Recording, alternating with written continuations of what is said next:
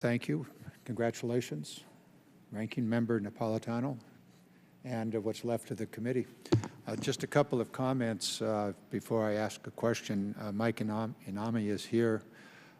He faced a most difficult situation over the last month when the floods occurred in California, when the Oroville Dam spillway failed and releasing an extraordinary amount of water down the Feather River through his responsible area on the west side of the Feather River and the community of Yuba City.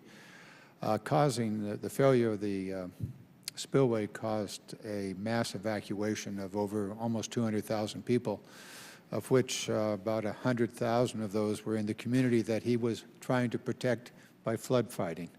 An extraordinary piece of work. Fighting the flood while everybody was leaving town, and I know you and your crews did not leave town. You stayed there and fought the flood. Even though you might have been under 20 feet of water had that spillway actually failed. That is, the emergency spillway actually failed. Within 7 hours, you would be under 20 feet of water. Courageous, necessary. One of the major, as I understand it, Mr. Nami, is that the one of the significant flood fight areas, that is a levee that was failing, was to become part of a Corps of Engineers project, but had not yet been designated in the New Start programs that we receive occasionally from the Corps of Engineers. My point here is if that particular 1 mile stretch of the levee, I think there was two stretches actually, had been designated in the 2017 work plan, would you have been fighting floods?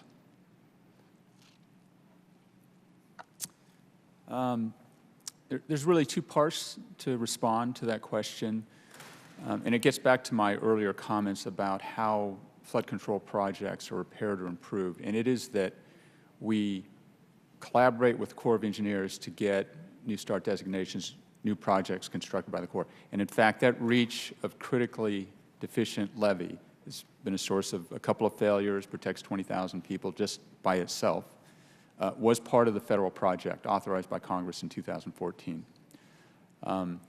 But through the state of California, for these critically damaged sites, we can't wait. And so we applied, while we're working with the Corps in the Civil Works process, we worked through the Corps of Engineers under the 408 process and use our own money and just do it ahead of time.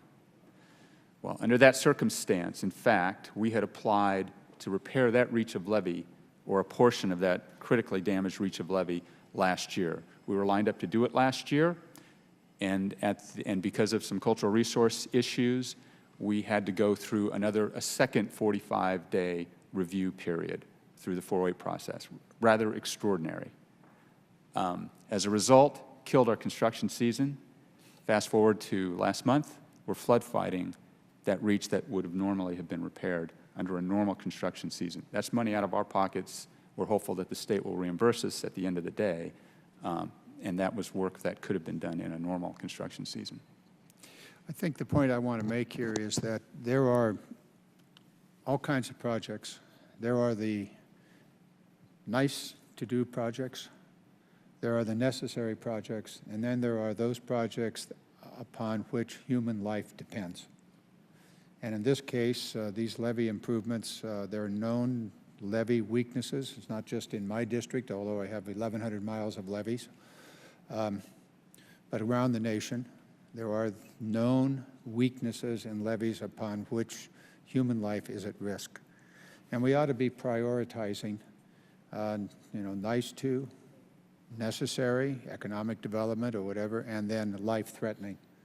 And we should urge the Corps of Engineers in the process that we've now established, where they come to us with their proposed projects, that we keep in mind the life-threatening projects.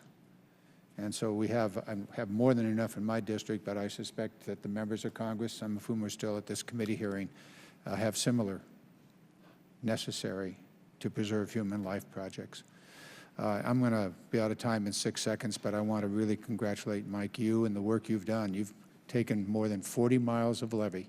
You've upgraded those 40 miles of levee in a very rapid process. Had you not done that, surely, even without the failure of the emergency spillway, there would have been lives lost had you not been on top of these projects over the last several years.